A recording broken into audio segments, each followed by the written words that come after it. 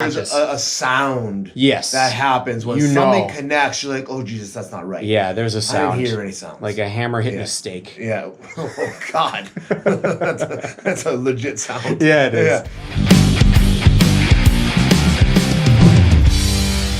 What's up, guys? Welcome to another episode of Dojo Vs Street. My name is Matt Bryers, and I'm with my longtime training partner friend, Mr. Oz Pariser, and this is the show where we break down street fight videos from a martial artist perspective. We have a good one today. Yeah, I'm really excited about this one. This is a good one very charged one, but it has a lot of awesome, horrible punching, which is awesome to me. And then some weird instinctual grappling. Yeah. It wasn't good grappling, but there were some good moments that could become better. Yeah. So we're really excited about this. When we saw this one, we were like, yes, this is the one we have to do. So let's go for a ride. All right, so let's break this fight down. I'll at least watch a fight and get some enjoyment out of it. We've seen this a bunch of times, but it's good. We got these guys squaring up here now. Yeah. Ready to go. They're heated. All right, let's see it.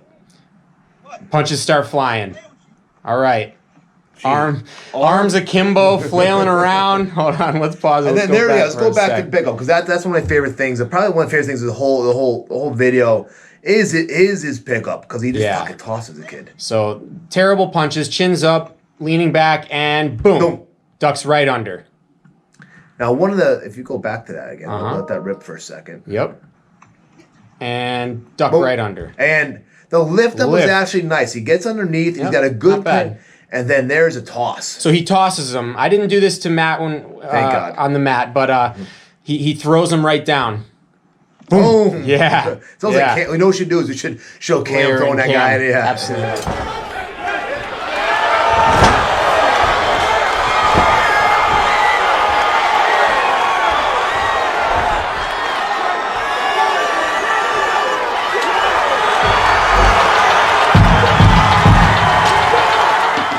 And then immediately tries to get on top and start throwing ground and pound. So what's interesting about what the guy on the bottom did is that his position, he's already probably pure instinct. He's grabbed the leg for dear life, and he's just hanging on. Tries to pull him.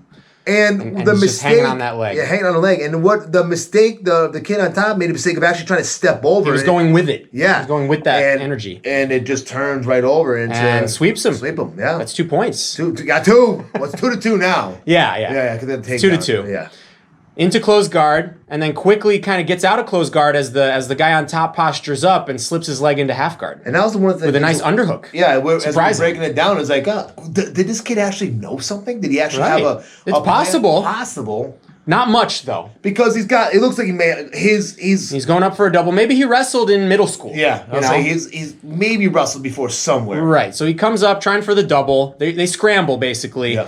Top guy gets on his knees, and he ends up coming out on top and just throwing some knees, vicious knees, but not that vicious, actually. Yeah, they just don't look like they're doing damage. Now, maybe this guy on top is just, on the bottom was just tough as nails, which...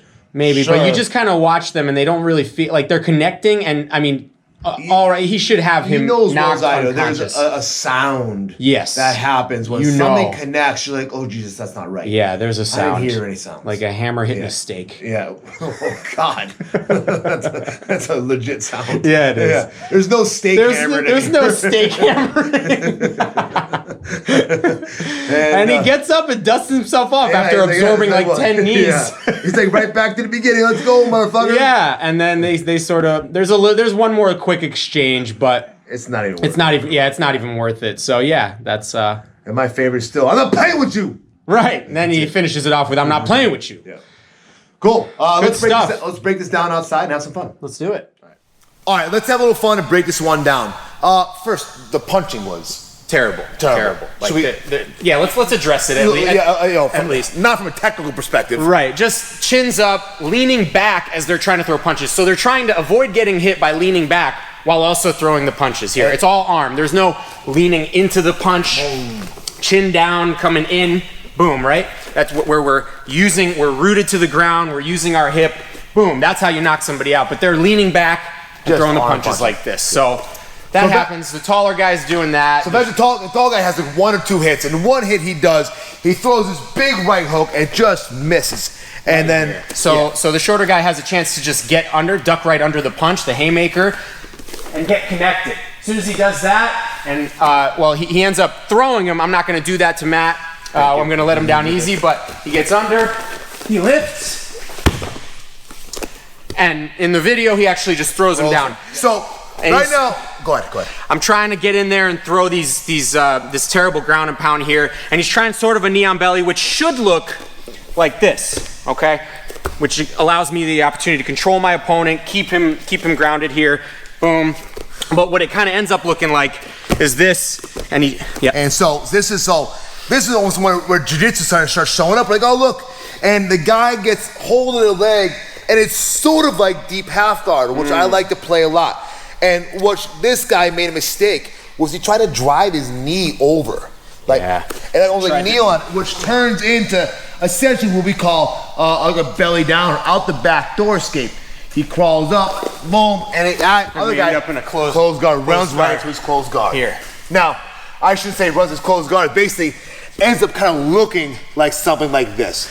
And they're both trying to still throw at each other these looping terrible punches. And it's just nothing's going on. Okay, so when the ground exchange, especially when guard starts, the guy at the bottom locks him up in a closed guard. But the guy at top is really almost spread out so long that it makes it very simple for you to almost like slip into half guard. Right, and as soon as he starts to posture up, he comes up like this. He postures up with a punch. He postures up with a punch, but I take my leg out of closed guard. He slips it in the middle, and I don't even know if he did this knowingly or on purpose, but he slips it in the middle and comes up for a half guard here. And there's a lot of cool stuff that you can actually do from here. Like I can come up to a dog fight position, throw the arm by, take the back, you know, different stuff like that. Different sweeps from here. But instead, because I don't really think he knows the power of the position that he's in, he starts to come up, and because you're posturing up so much, he just kind of comes up like this, right? Now as you're coming up, I'm gonna sprawl my legs back. What happens is I don't get that far. You ended up back on your knees, right? So now I pull you down here, and I'm trying to throw here. We're throwing knees. Christ. He's throwing knees, but they're not really connecting very well, right? They're connecting, but they're not. I mean, one knee to the face from this position, you should be knocked out, right? So some cool stuff that you could do from here would be control the head. There's guillotine chokes.